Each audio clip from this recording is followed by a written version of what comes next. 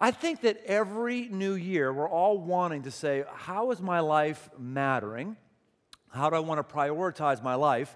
And the thing that has changed world history more than anything else is Jesus and his followers. They've swept throughout the entire globe and obviously have had some awful, awful historical things that they've done that have been against who Jesus was. But by and large, amazing blessings have come from Jesus' followers, the church. Hospital after hospital, orphanage after orphanage, school after school, act of love after act of love. If you want to be involved in impacting the world, being a person of love, there's no better group really to be aligned with historically than Jesus and his followers, this patchwork family that's come together. How is it that this movement that is known for blessing the world, has blessed the world, has come to be something that is not respected here in our country at all? I have an occupation as a pastor. Used to be always one of the top, most respected occupations. Not anymore. There is a crisis that's happening in the church, and it's not good, not just for the church, it's not good for the state of the world. And so I'd like to welcome a man who's going to help, a friend who will help us take us on a little bit of a journey today. Please welcome my friend Mike Breen to our stage. So when you look at the surveys that Brian was just mentioning there, you come across some fascinating things. The big thing that always strikes me is that most people love Jesus but feel frustrated about the church.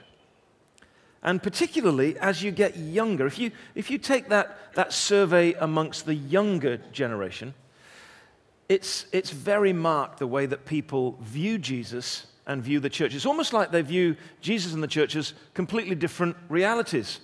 Jesus, when he first established his mission to the world, said that his followers were not to expect people to come to them, but they were to go to the world. And there was a principle that supported that, a way of understanding that he wanted them to really get before he left them. Also, a dispute arose among the disciples as to which of them was considered the greatest. Jesus said to them, "The kings of the Gentiles lord it over them, and those who exercise authority call themselves benefactors. But you are not like that. Instead, the greatest among you should be like the youngest, and the one who rules like the one who serves. For who is greater, the one who is at table or the one who serves? Is it not the one who is at table?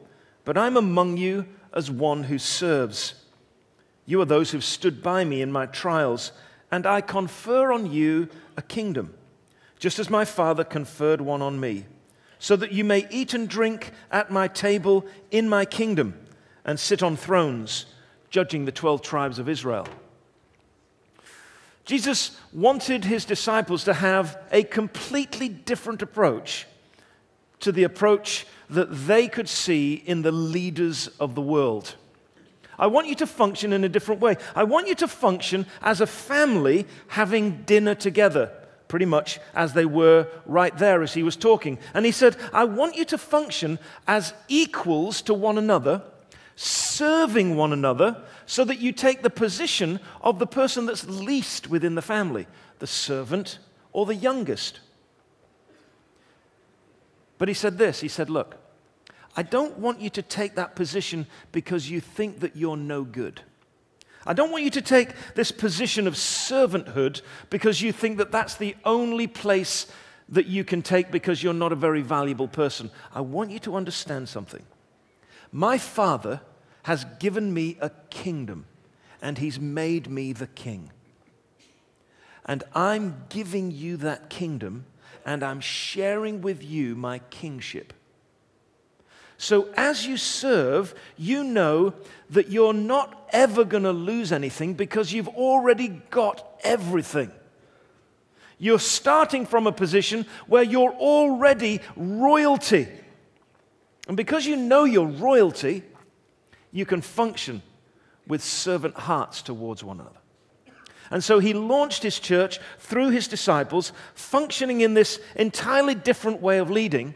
And for about 250, 300 years, the church did precisely that. There were no church buildings. Anytime you had a church building, it was immediately destroyed by the persecutors. There were no church budgets. There weren't people that were recognized as public figures, because as soon as a church leader was recognized as a public figure, he became a target for the persecutors. You see, the church was brutally tyrannized and persecuted during those first few hundred years.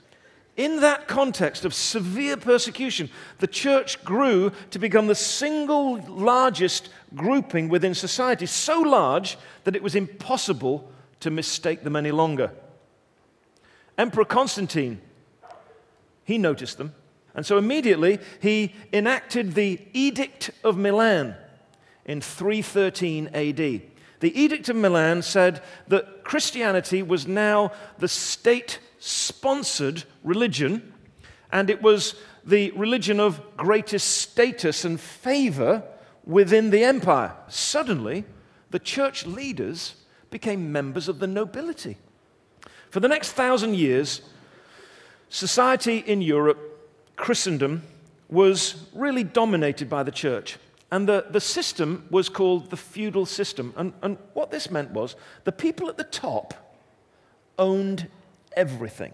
And everyone else, you and me, we were peasants living on their land. And what we were expected to do was to cultivate the earth, to till the ground, to make enough for our families, and then to pay enough as a tax back to our feudal lord to pay for our tenancy on the land. But the two big things that shook feudalism were famine and war. But the fomenting of rebellion was not just hoping that they could carry on the way that the world always was. It was a fomenting of rebellion because they believed that the world could be different.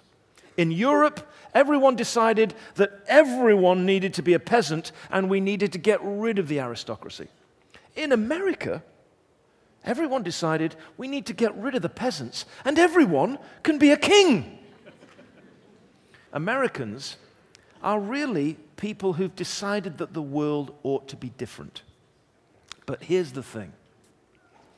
All of the churches here started as European imports. And in all of those churches, the virus of spiritual feudalism came with them.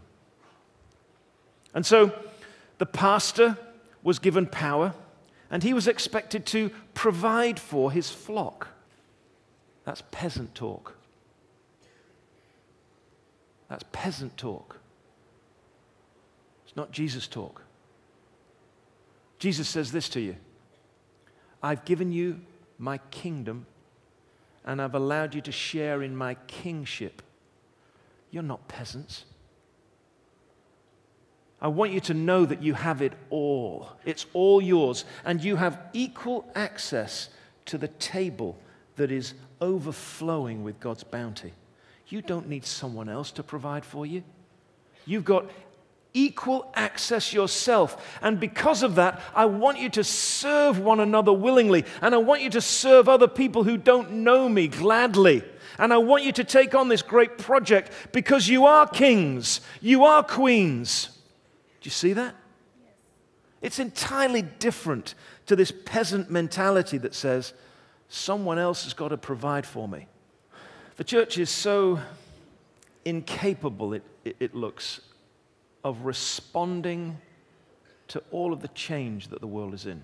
It's almost as though, as a leader, when I look at the church, it's almost as though the church is incapable of setting itself free to become the thing that Jesus wanted it to be.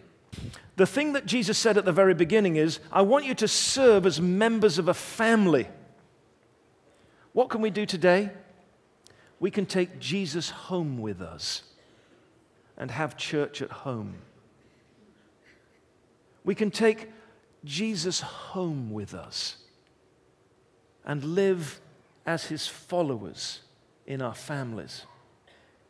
And when we live in our families with Jesus, then we see the church as it was designed to be. And then we can gather into these great celebrations here at Crossroads and see what it is that's happening in your family and what's happening in your family and how together we're taking on this great mission to change the world. Wouldn't that be great? The call of Jesus is that we function as a family on mission serving one another and serving the purposes of his mission together. Does anybody give me